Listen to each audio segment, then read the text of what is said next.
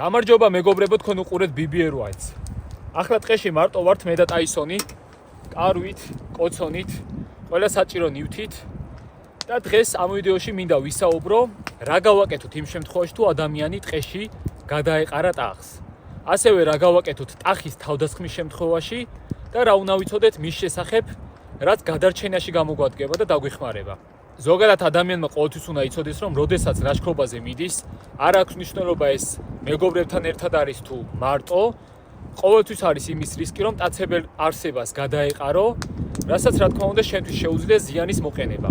ამიტომ უნდა ვიცოდეთ სხვადასხვა ხრიკები იქნება ეს თუ თავდაცვის საშუალებები, რა უნდა გავაკეთოთ მაგ დროს.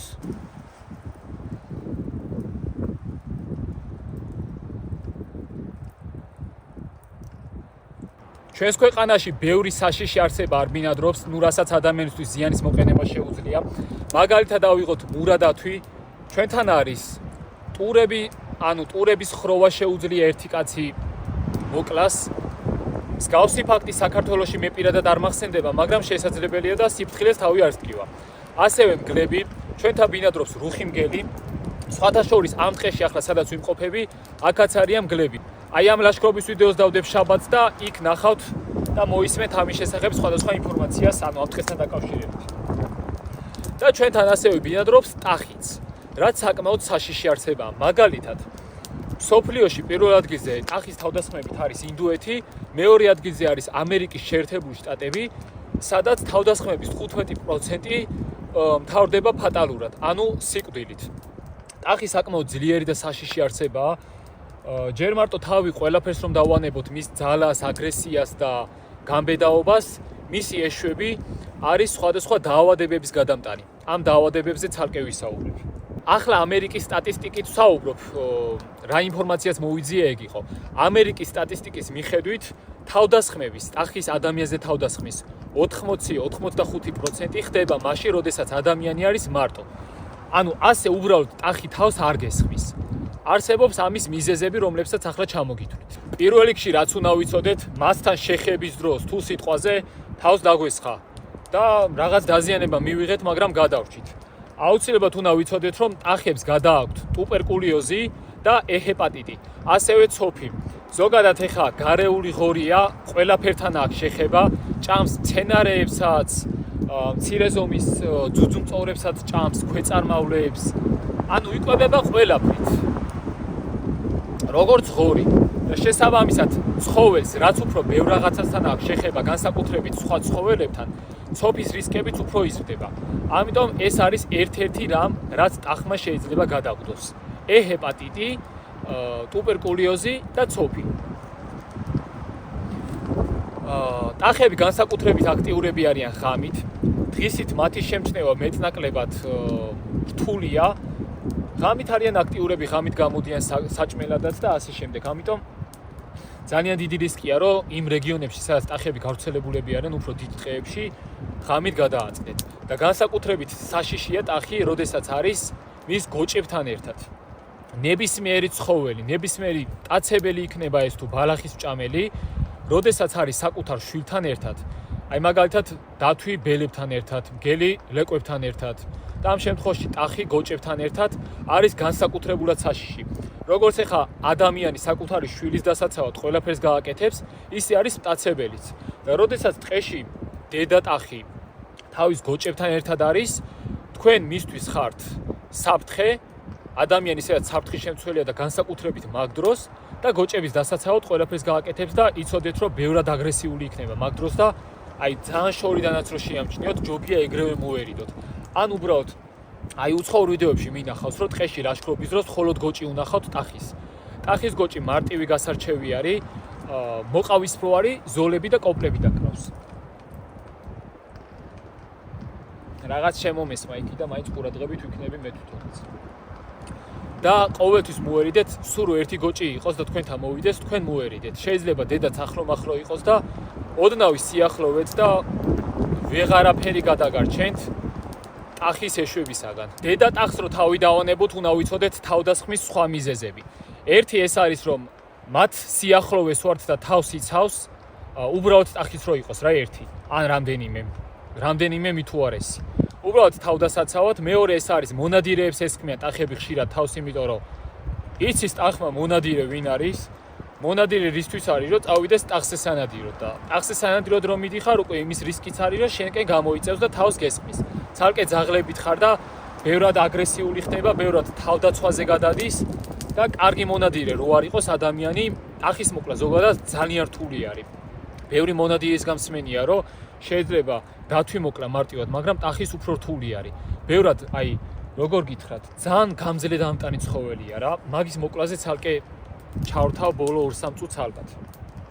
შემდეგი მიზეზი, როგორც უკვე გითხარით, გოჭებთან ერთად თუ არის და ერთ-ერთი მიზეზი კიდევ ეს არის შეჯვარების პერიოდი, რომელიც ნოემბრიდან იანვარი-თებერვლის პერიოდში ვრცელდება და ამ დროს ტახები არიან განსაკუთრებულად აგრესიულები. ზოგადად ნებისმიერი არსება შეჯვარების პერიოდში არის აგრესიული. ამ დროს ისეთ რაღაცას გამოყოფს ორგანიზმი, რომ მათში ეს აგრესიაც იმატებს და შეჯვარების პერიოდში ტახი განსაკუთრებით აგრესიულია, ამიტომ ამ პერიოდში თუ სადმე გადააწყდი, ჯობია მის თვალთახედვას მოშორდე, იმიტომ რომ შეიძლება სულ მიზეზოდ გამოვარდეს და დაგეჯახოს და მე როგორც დამთავრდება კი იცით. ახლა რას ვაკეთებთ იმ შემთხვევაში, როდესაც ტახს შევხვდით. ანუ ისეთ სიახლოვეს არის, რომ ისიც ხედავს, ჩვენც შესაბამისად ხედავთ და როგორმე ტერიტორიას მალევე უნდა მოვშორდეთ. ყოველთვის, როდესაც რაიმე გარეულ არსებას ხვდები, ესე უბრალოდ შეტრელება და გაქცევა არის ყველაზე ცუდი იდეა. გაქცევით უფრო იზიდავ მას, უფრო აფრთხობ და უფრო დიდ აგრესიას იწვე მასში. ნელი ნაბიჯებით უნდა მოშორდე მას, ისე რომ თან უყურო და თვალი მასზე კონდეს დადგმული, მაინც იცოდე რა იქნება მოგწევს ან შესკენ მოდის ან რაღაცა. მზად რო იყო. თუ ახლო-მახლო ხე არის და ისიც ტახიც უკვე თავდასხმის პოზიციაზეა და თავს გესხმის, ხე თუ არის ხეზე აძვრები ან რაღაც შემაღლებული ადგილი, რაზეც ტახი მეტნაკლებად ამოსვლას ვერ შეძლებს.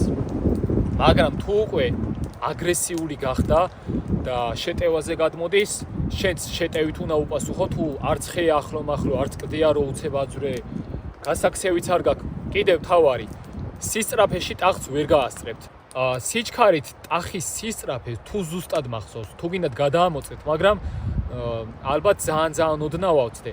50 ან 55 კილომეტრია საათში. რაც რა თქმა უნდა, ისეთი სისწრაფეა, რომ ადამიანი ფიზიკურად ვერ გაასწრებს. ამიტომ ტახისგან გაქცევა არ გამოგივათ, თუ ის უკვე მოგხსნევთ.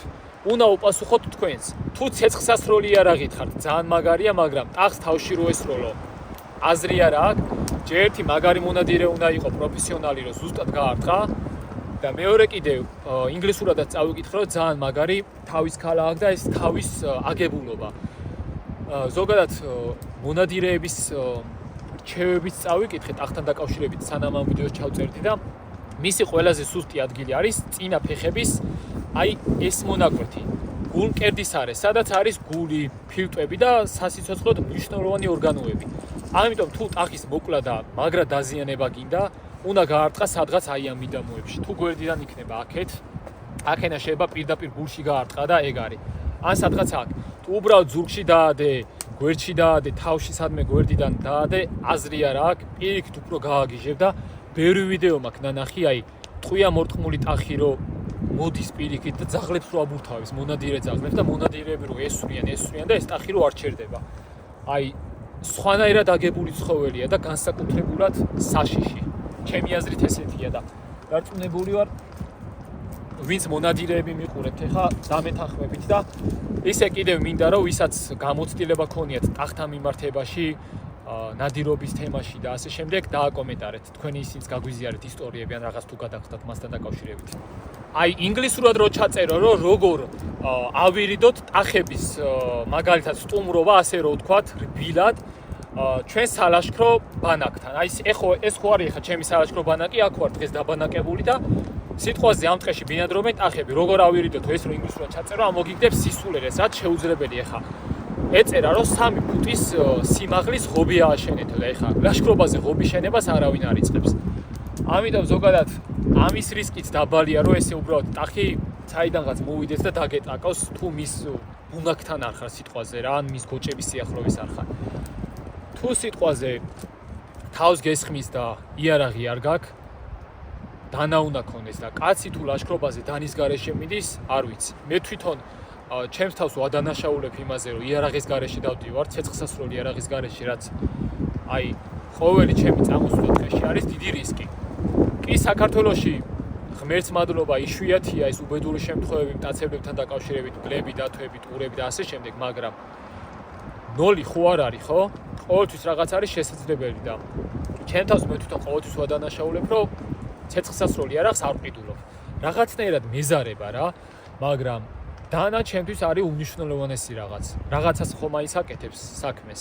ხოლო თუ ტახი თავს გესხმის და უკვე მაგარ სრულ სიტუაციაში ხარ, ჯობია რომ გუმკერდის არეში როგორმე დანა დაარტყა რა, ან რაღაც ბასრი რაც გექნება. თავში დარტყმას და ყელში და რაღაცას აზრი არ აქვს. ღორის დაკვლაზე შეიძლება ნებისმიერ ყოფილხართ. კი იცით რომ ხელგამოჭრილი ღორიც კი მაგარ ჯანზე არის გარკვეული პერიოდით, ამიტომ ტახმა შეიძლება მაგ პერიოდში თქვენი მოკლა მოასწროს. მით უმეტეს ძალიან მაგარი ტყავი აქვს. ღორზე ბევრად სქელი ტყავი აქვს და უფრო რთული არის. ცალკე მაგის ეშვები, რაც საკმაოდ ბასრი და ძლიერია. ამიტომ ჯობია რომ აი გუმკერდის არეში სადმე დაარტყათ, რამდენიმე დარტყმა განახორციელო და გულს თუ გაარტყი, ეგ არის მოგებული ხარ და საბედნიეროდ გადარჩი ჩათვალე.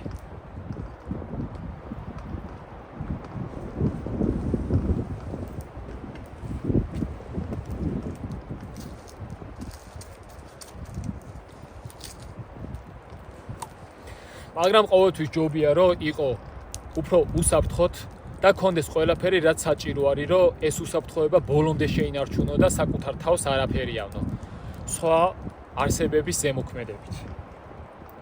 აი ტახის შემთხვევაში წიწაკის სპრეი და ეგეთი რაღაცები ნახდად არ ამართლებს. ეს იყო მცირე ინფორმაცია რაც ტახთან და მის თავდასხმასთან დაკავშირებით გაგიზიარეთ. მე ახლა ჩემ ლაშქრობას მივხედავ და გავაგზელებ, იმიტომ რომ არც მე ვარ მთლად მაგარ და კარგ სიტუაციაში, მაინც საშიში ახლა სადაც ვიმყოფები და შაბათს დაიდება ეს ვიდეო აი ამ ლაშქრობის და ჩაუჯექით.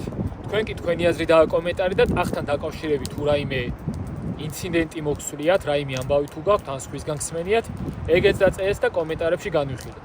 აბა მაგრად მეგობრებო, თქვენ უყურებთ BBR Whites.